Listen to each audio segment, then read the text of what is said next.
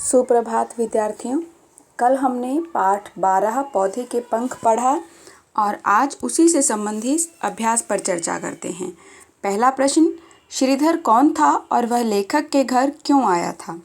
श्रीधर लेखक की माँ की प्रिय सखी रीता का पुत्र है। वह अपनी माता के साथ श्रीधर की बहन की शादी में उसके घर आया था। लेखक को श्रीधर से जलन का अनुभव क्यों हो रहा था? लेखक को श्रीधर से जलन का अनुभव हो रहा था क्योंकि श्रीधर के पास ऐसे बहुत से गुण थे जो हम उम्र होने के बाद भी लेखक में नहीं थे। इस वजह से लेखक अपने आप को कम आंक रहा था। श्रीधर को देखकर लेखक को अपने ऊपर झुंझलाहट क्यों हो रही थी? श्रीधर को देखकर लेखक को अपने ऊपर झुंझलाहट होती है क्योंकि श्रीधर भी उसी की उम्र का है, पर वह उससे ज़्यादा वज़न उठा सकता है, ज़्यादा ऊंचा उछल सकता है, उससे ज़्यादा ताकतवर है और उससे ज़्यादा दूध पी सकता है। पूरा चांद चमकता हुआ देखकर लेखक के मन में क्या विचार आया?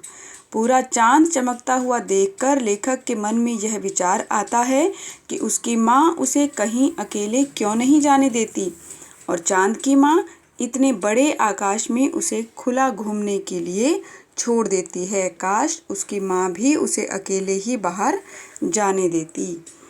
प्रश्न नंबर 5, ये 5वां प्रश्न आप अपनी ज्ञान सागर की पुस्तक में ही पूरा करेंगे। किसने कहा, क्यों कहा? इन छोटे छोटे खिलौनों से कब तक खेलता रहेगा? श्रीधर ने कहा।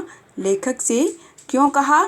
क्योंकि वह अपने उम्र के हिसाब से खेल नहीं खेल रहा था।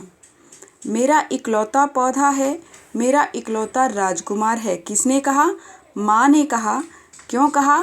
क्योंकि लेखक उसका इकलौता बेटा था और वह उससे बहुत प्यार करती थी।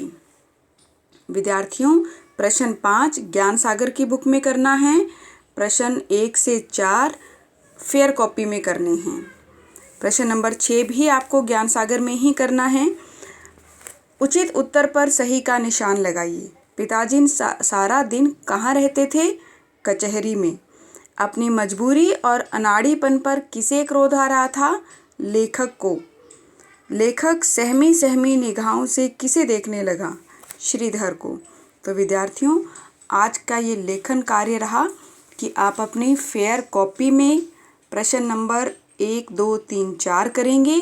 5 और 6 प्रश्न आप ज्ञान सागर पुस्तक में पूरा करेंगे। धन्यवाद।